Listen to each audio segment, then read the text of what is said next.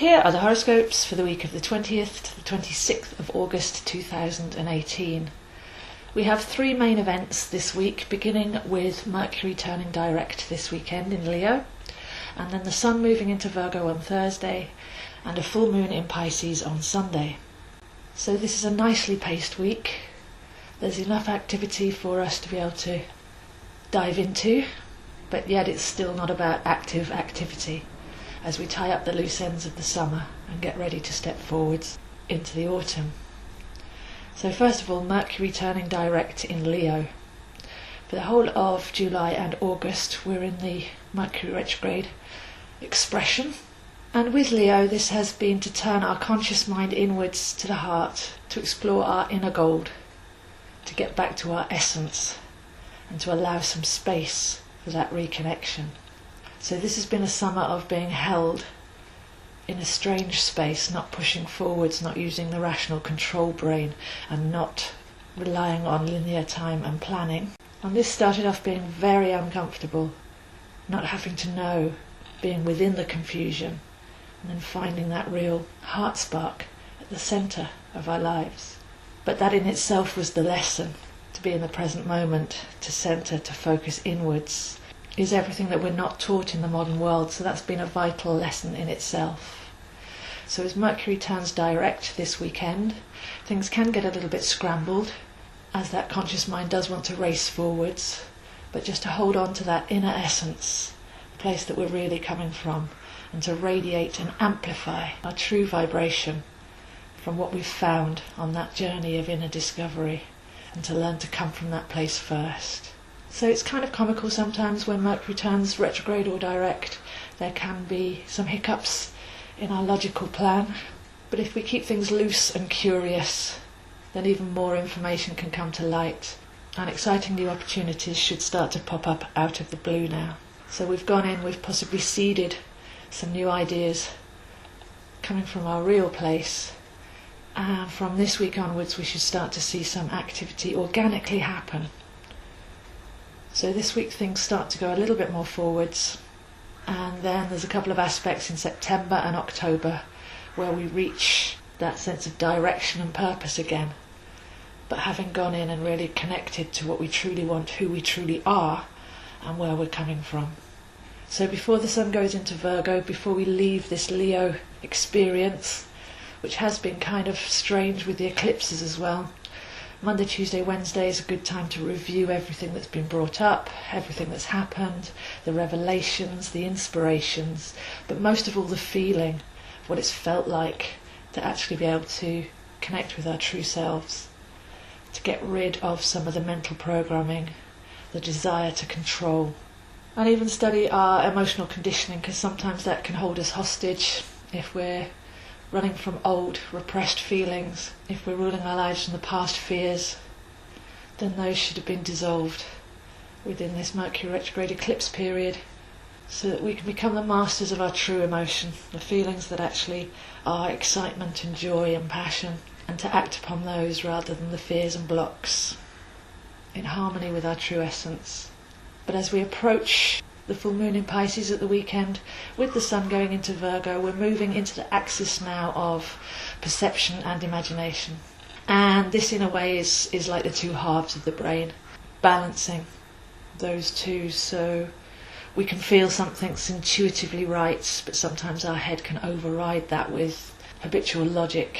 But if we can take that mind, take everything we've learned in the Mercury retrograde, and actually explore our intuition, explore our deeper cellular emotional intelligence, keep those two in balance, then by the end of the week we are on track. So we've had lots of changes in perspective, and instead of just running forwards and going, okay, that was that, we need to really apply those and make sure that those changes permeate through our system, so that we don't fall back into old programmed ways of being and thinking. To make sure that we truly shed those burdens with a little focused effort, to feel lighter and brighter, more aligned, more pure, and living from that true space. So attending to final detail Monday, Tuesday, Wednesday, until the Sun goes into Virgo on Thursday. And Virgo is a very perceptive sign.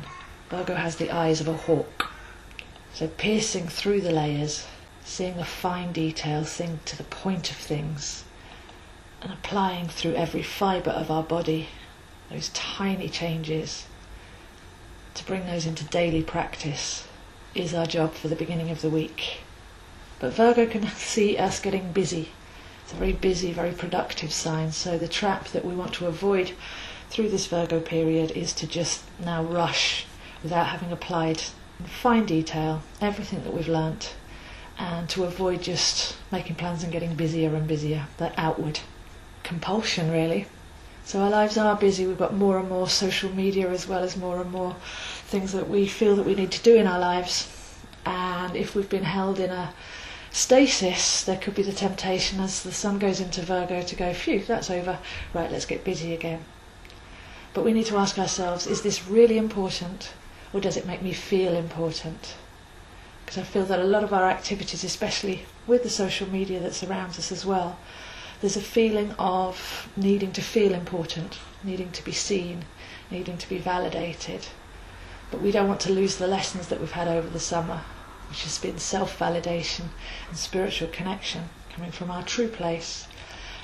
So to avoid over-distraction and over-busyness and rushing forwards in a desire to get out of that space, that uncomfortable space, but maybe relax and take some quiet time out on Friday, just to observe everything that's gone on, and even that impulse to be busy, to be pulled outwards, and make sure that that's recentered into what's really important to us, rather than just distracting ourselves to plan and to push forwards.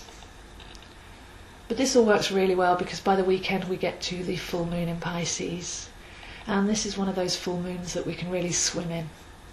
A full moon comes along opposite the sun, so we have the sun in Virgo wanting to make those plans forwards, but then we have the full moon in Pisces saying, yes, but how does it feel? What feels intuitively right? Tune into your intuition on the axes of Virgo and Pisces.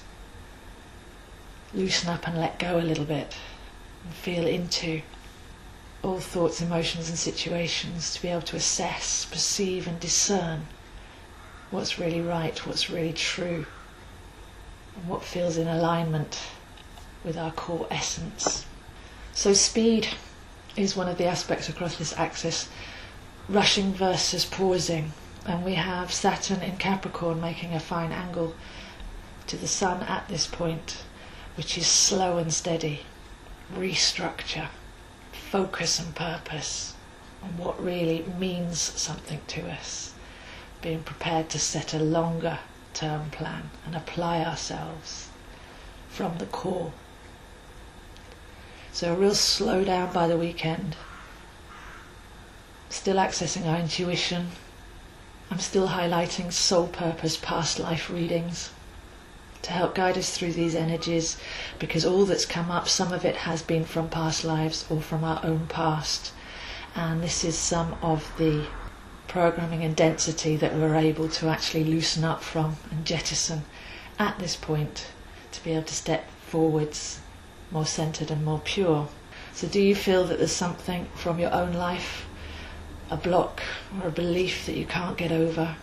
Have you inherited a family story, certain perceptions and core beliefs that you hold as yours but aren't? Or are you bringing something over from your own story from past lives that you wanted to experience but now you're ready to let go of? Because by letting go of that baggage at this time, we're left with the freedom to direct our lives to our own North Star, to actually liberate ourselves from lifetimes of beliefs and realign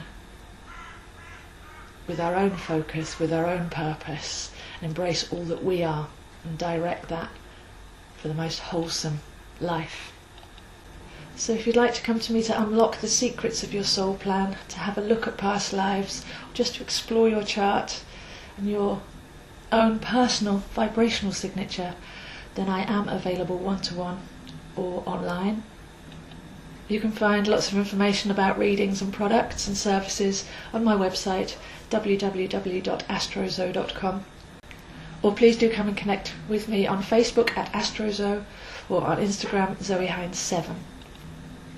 And if you'd like to discuss any of this in person, then my email is zoehines7@gmail.com.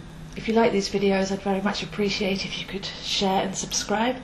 And I've also put a link to my PayPal account down below if you'd like to make a donation of appreciation. So those are the horoscopes for this week, and I'll see you next week.